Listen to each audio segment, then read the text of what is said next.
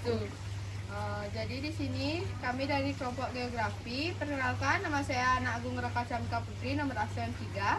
Perkenalkan, nama saya Kadek Sri Trisna Devi, absen 26. Perkenalkan, nama saya Linda Sena Kristiana, nomor absen 30.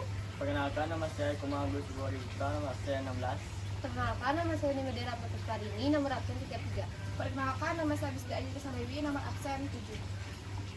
Bencana merupakan hasil proses dari alam dan sosial. Bencana dapat kita artikan sebagai atau rangkaian peristiwa yang mengancam dan mengganggu kehidupan serta penghidupan masyarakat. Bencana disebabkan oleh dua faktor, yaitu faktor alam dan faktor non-alam, sehingga dapat menimbulkan korban jiwa dan kerugian material. Secara garis besar, bencana dapat dikelompokkan menjadi 3, yaitu yang pertama ada bencana alam, yang kedua ada bencana non-alam, dan ketiga ada bencana sosial.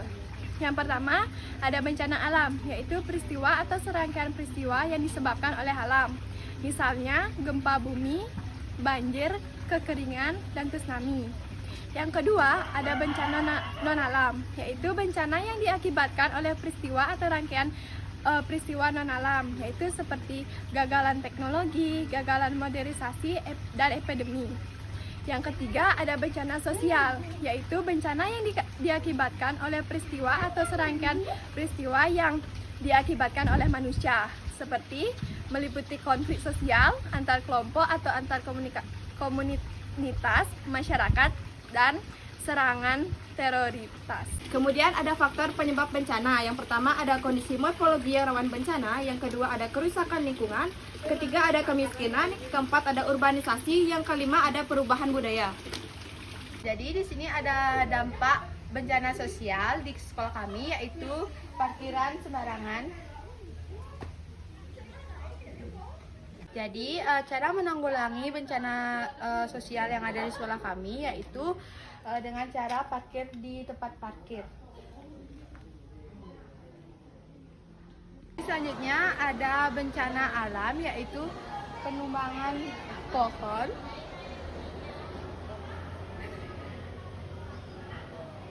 Cara penanggulangan bencana alam yaitu dengan cara menanam pohon. Jadi saya akan memberikan dokumentasi tentang bencana non-sosial.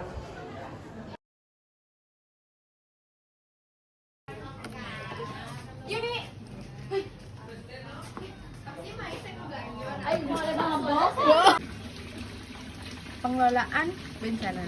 Bencana dapat menyebabkan kerugian yang tinggi dikarenakan masyarakat tidak memiliki kemampuan untuk mengantisipasi dan menghadapi kondisi bencana. Dengan demikian, diperlukan pengelolaan bencana yang terencana agar risiko kerugian bencana dapat diperkecil. Secara garis besar, terdapat 2 kegiatan untuk pengelolaan bencana, yaitu sebelum bencana dan setelah bencana.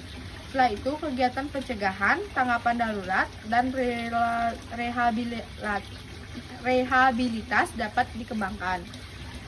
Lalu, kegiatan pada tahap sebelum bencana erat kaitannya dengan istilah mitigasi bencana. Mitigasi bencana dapat dikelompokkan menjadi 2, yaitu mitigasi struktural dan mitigasi non-struktural. Mitigasi struktural merupakan kegiatan mitigasi yang dilakukan untuk memperkuat bangunan infrastruktur yang berpotensi terkena bencana. Contohnya, membuat desain rekayasa dan konstruksi untuk menahan lereng yang rawan longsor.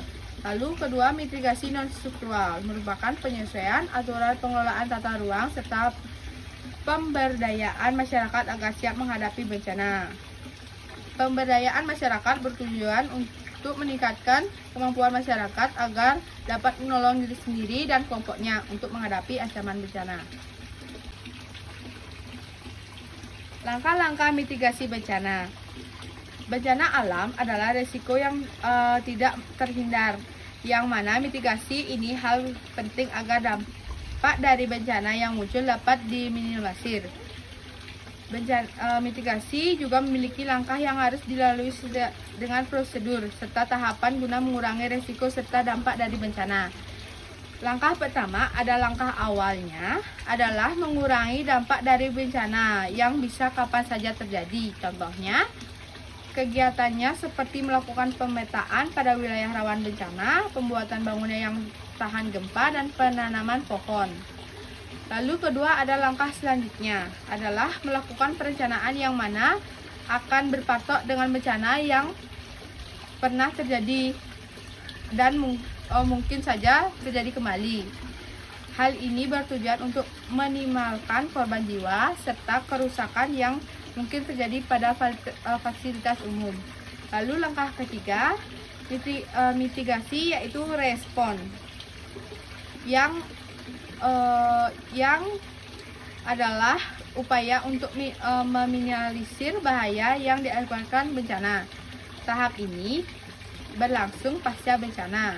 Rencana penanggulangan bencana dilaksanakan dengan fokus pada upaya pertolongan korban bencana, serta antisipasi adanya kerusakan juga jadi hal yang diperhatikan. Lalu langkah terakhir yang tidak kalah penting adalah yaitu pemulihan. Langkah ini perlu diambil setelah terjadinya bencana, yang mana bertujuan untuk mengembalikan kondisi seperti sedia kala. Pada tahap tersebut disarankan untuk lebih fokus ke tempat tinggal sementara untuk para korban bencana dan dapat pembangunan kembali sarana dan prasarana yang terdampak. Dari siklusnya waktu penanganan bencana sendiri menjadi beberapa kategori, yaitu kegiatan sebelum bencana terjadi, kegiatan saat bencana terjadi, dan kegiatan sesaat setelah bencana terjadi. Contoh mitigasi. Pertama ada contoh mitigasi bencana tsunami.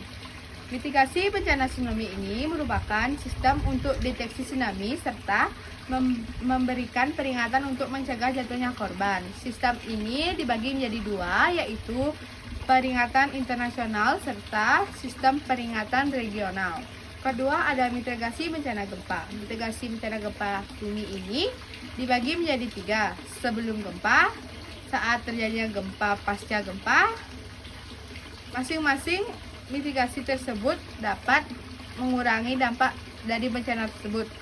Sebelum gempa dapat didirikan bangunan yang tahan gempa, mengenali lokasi bangunan tempat tinggal, tempatkan perabotan pada tempat yang profesional, siapkan peralatan seperti P3K, senter, makanan instan, periksa listrik dan gas.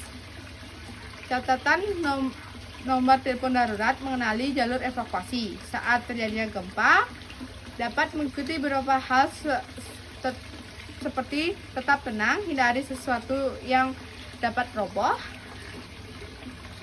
dan perhatian di mana kamu berdiri. Lalu ketiga ada mitigasi bencana gunung berapi. Upaya mitigasi bencana ini adalah pemantauan dari aktivitas gunung berapi. Data hasil pemantauan sendiri dikirimkan ke Direktorat Vulkanologi dan Mitigasi Bencana atau DVMBG. Mitigasi lainnya dari bencana gunung berupa pemetaan untuk mengetahui segala aktivitas gunung berapa aktif. Lalu keempat ada mitigasi tanah longsor. Mitigasi bencana ini dilakukan agar mengurangi dampak dari tanah longsor.